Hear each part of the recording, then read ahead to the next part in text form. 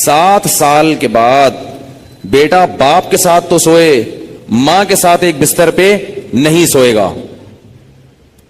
بیٹی ماں کے ساتھ تو سوئے گی، باپ کے ساتھ ایک بستر پہ نہیں سوئے گی. بات آ رہی ہے سمجھ میں؟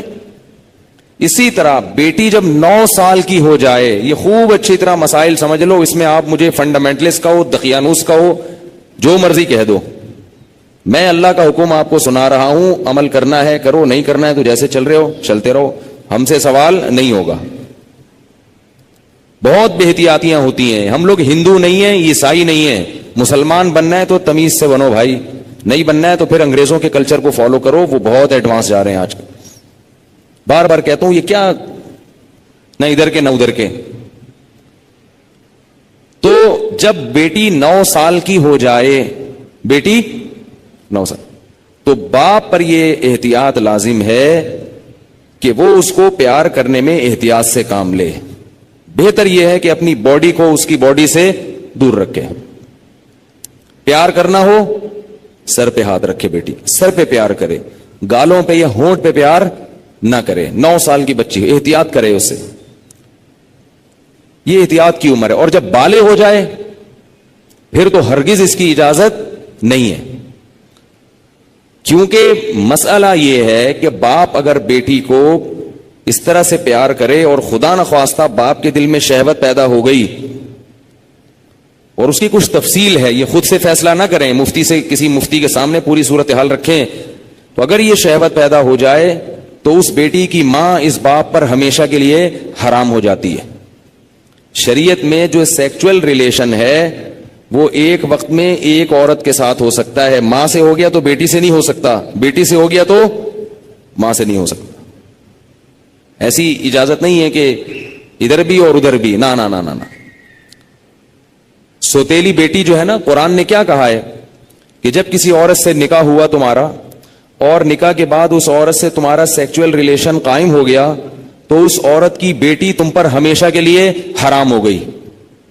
اب اس بیٹی سے کبھی بھی قیامت تک کے لیے نکاح نہیں ہو سکتا. اگر وہ ریلیشن قائم نہیں ہوا اور ریلیشن قائم ہونے سے پہلے طلاق ہو گئی تو بیٹی سے شادی ہو سکتی ہے. قرآن کی اس آیت سے فقہا نے، امام ابو حنیفہ نے اور ان کے شاگردوں نے اور بہت سارے تابعین نے استدلال کیا ہے کہ اسلام میں ایک وقت میں جس عورت سے ریلیشن ہوا اس کی ماں سے، اس کی بیٹی سے ریلیشن نہیں ہو سکتا. نہ حلال، اور حرام تو ویسے ہی حرام ہے، حلال ریلیشن بھی نہیں اب ہو سکتا. کسی عورت سے جب ریلیشن ہو گیا تو بیٹی سے اب حلال شادی بھی نہیں ہو سکتی، قرآن نے منع کر دیا. کسی عورت سے اگر خدا نخواستہ زنا ہو گیا، اب اس عورت سے تو شادی ہو سکتی ہے، اس کی ماں سے یا اس کی بیٹی سے شادی نہیں ہو سکتی. خوب سمجھ لیں یہ مسئلہ اچھی طرح سے. اسی طرح یاد رکھو کہ اگر داماد نے خدا نخواستہ بہو کے سسر کے ساس کے ساتھ، داماد اور ساس میں کوئی ریلیشن ہوا سیکچول، کس میں؟ داماد میں اور ساس میں، تو یہ جو ساس کی بیٹی ہے یہ اس پر ہمیشہ کے لیے حرام ہو جائے گی. اسی طرح بہو میں اور سسر میں ہو گیا تو یہ بہو اپنے شوہر پہ ہمیشہ کے لیے حرام ہو جائے گی. بات آ رہی ہے سمجھ میں؟ اگر کہیں ایسا ہوا ہو تو خود سے فتویٰ نہ دے دیں، کسی مفتی کے سامنے باقاعدہ رکھیں. بعض لوگ خود مفتی بنتے ہیں، اس میں کچھ ڈیٹیل ہے مزید، وہ میں ڈیٹیل اگر بتاؤں گا تو بہت لمبی بات ہو جائے گی. تو کسی کے ساتھ ایسا خدا نخواستہ ہوا ہو تو خود سے فیصلہ نہ کرے، کسی مفتی کے سامنے پوری، کیونکہ کچھ شرطیں ہیں. تو میں ڈیٹیل میں نہیں جا رہا، میں صرف آپ کو مسئلے کی حساسیت بتا رہا ہوں کہ احتیاط، بولو بھائی، ضروری ہے. کن رشتوں سے احتیاط ضروری؟ سگی بیٹی سے احتیاط ضروری، بیٹے کا اپنی ماں سے احتیاط ضروری، ساس سے احتیاط ضروری، داماد سے احتیاط ضروری. یہ وہ رشتے ہیں. سوتیلی بیٹی سے احتیاط ضروری. کسی عورت سے آپ نے شادی کی، اس کی بیٹی آپ کی محرم ہے، لیکن اگر اس سوتیلی بیٹی سے سیکچول ریلیشن ہو گیا تو وہ بیٹی تو حرام تھی، اس کی ماں بھی ہمیشہ کے لیے حرام ہو گئی. ایسے واقعات آتے ہیں. کسی خاتون سے نکاح کیا، اس کی بیٹی بھی ہے، اب بیٹی سے سر کی مالش کروا رہے ہیں، بیٹی سے پاؤں دبوا رہے ہیں. یہ کیا بے شرمی ہے بھائی؟ جوان بیٹی سے جو ہے نا وہ پاؤں دبوا رہے ہیں، سر کی مالش کروا رہے ہیں، اور بہت سارے ایسے واقعات آتے ہیں. فون آتے ہیں کہ جی جوان بیٹی تھی, اس سے ایسے میں کر رہا تھا تو مجھے شہوت پیدا ہو گئی, میں کیا کروں. کیا کریں بھائی, آپ کی بیوی حرام ہو گئی اور کیا کرو. حضرت یہ کیا, مجھے تو پتہ ہی نہیں تھا. شریعت کے علم, مسئلے کا علم نہ ہونا اس سے یہ تھوڑی کہ شریعت ہی بدل جائے گی. آپ گئے پاکستان آئے, آپ کو نہیں پتا کہ لال بتی پہ گاڑی روکنی ہے اور ہری پہ چلانی ہے, آپ کو پتہ نہیں تھا. لال بتی پہ آپ سگنل توڑ کے آگے چلے گئے, پولیس والے نے روکا تو آپ کہہ رہے مجھے تو پتہ ہی نہیں تھا کہ لال پہ روکتے ہیں. چھوڑ دے گا آپ کو وہ؟ تو اسی طرح اللہ بھی نہیں چھوڑتے کہ پتہ ہی کوئی نہیں, آپ کو پتہ ہی نہیں تھا آپ کو. تو یہ خوب سمجھ لیں, ان رشتوں میں احتیاط کی بہت سخت ضرورت ہے. اسلام پاکیزہ نظام بنانا چاہتا ہے. بہو گھر میں آئی ہے تو سسر کے لیے وہ بیٹیوں کی طرح ہے. جب بھی اس پہ نگاہ ڈالے, کیسی نگاہ ڈلے گی؟ بیٹی جیسے. اور اس کو ہاتھ نہ لگائے. پیار کرنا ہے بہو کو, سر پہ ہاتھ رکھے. سمجھ رہے ہیں؟ نہیں سمجھ میں آ رہی نا, کیا کریں. بہو کو پیار کرنا ہے تو کیا کرنا ہے؟ سر پہ ہاتھ رکھنا ہے بس. بیٹیوں کی طرح بس سر پہ ہاتھ رکھا بس. کیسے بے شرمی کے واقعات آ رہے ہیں. خواتین بتاتی ہیں, سسر صاحب آ رہے ہیں, وہ خواتین کہیں خاتون آئی ہیں بہو امریکہ سے, سسر صاحب ایئرپورٹ پہ لینے پہنچے ہوئے اور گلے مل رہے ہیں اس سے. بہو کو تکلیف ہو رہی ہے, اس کو شرم آ رہی ہے کہ ہمارے سسر کیا کر رہے ہیں. اس کو شرم محسوس ہو رہی ہے کہ میرے یہ سسر صاحب کیسے ہیں. لیکن وہ بیچاری بول نہیں سکتی. وہ بولے گی تو سسر کیا کہیں گے کہ مجھے باپ نہیں سمجھتی, مجھے باپ مجھ پہ شک کرتی ہے. کیوں بھائی؟ تو سسر کو مسئلہ سمجھا دیں. میں یہ نہیں کہہ رہا کہ وہ بیچارہ غلط ہوگا, ہو سکتا ہے وہ بیٹیوں ہی کی طرح گلے مل رہا ہو, اور ہر ایک کی سوچ غلط نہیں ہوتی, کسی سے بدگمان ہونے کی اجازت نہیں ہے.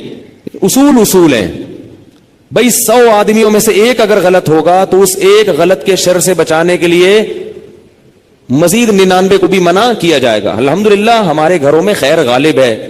سسر بہو کو بیٹیاں کی طرح سمجھتے ہیں, بہویں سسر کو باپ کی طرح سمجھتی ہیں. ہمارے معاشرے میں ابھی شر کا عنصر کم ہے, خیر اس معاملے میں الحمدللہ غالب ہے. مگر یہ غالب ہی رہے تو اچھا ہے.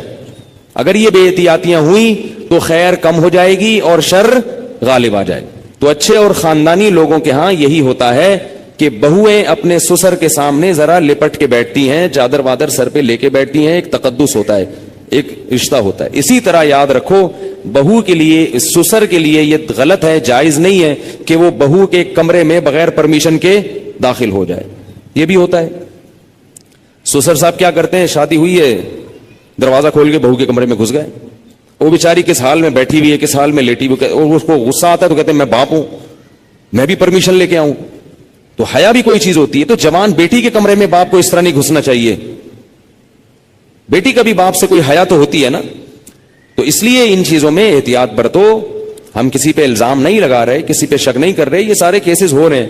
ایک صاحب کہتے ہیں کہ میرے والد صاحب نے میری بیوی کے لیے چوڑیاں لاتے ہیں تو میری بیوی کا ہاتھ پکڑ کے اس کے ہاتھ میں چوڑیاں ڈال رہے ہیں. وہ صاحب کہہ رہے ہیں مجھے اچھا نہیں لگ رہا کہ میرے ابا میری بیوی کے ساتھ ایسا کیوں کر رہے ہیں. اس کو غیرت آ رہی ہے بیٹے کو کہ یار ابا کیا کر رہے ہیں. کہہ رہے لیکن ابا کو بولو تو ابا کیا کہیں گے, مجھ پہ شک کر رہا ہے. مجھ پہ شک کرتے ہو, میں کوئی برا آدمی ہوں, میں کوئی ایسا ہوں. تو بھائی شک وک کی بات نہیں ہے. ابا کو بتا دو ابا آپ بہت اچھے ہیں, بہت اچھے ہیں, لیکن آپ کو شریعت نے اس کی اجازت نہیں دی ہے کیونکہ اس سے شر پھیل سکتا ہے. سعودی عرب کے مفتی اعظم جو سابق تھے, بڑے پرہیزگار عالم تھے, ان کا یہ فتویٰ تھا کہ اگر ساس جوان ہو اور داماد بھی جوان ہو تو ساس کو چاہیے کہ داماد سے پردہ کرے. بہتر ہے, واجب تو نہیں ہے لیکن بہتر ہے. اسی طرح اگر سسر بالکل جوان ہو اور بہو بھی بالکل جوان ہو تو بہو کو چاہیے کہ وہ سسر سے اس زمانے میں پردہ کرے.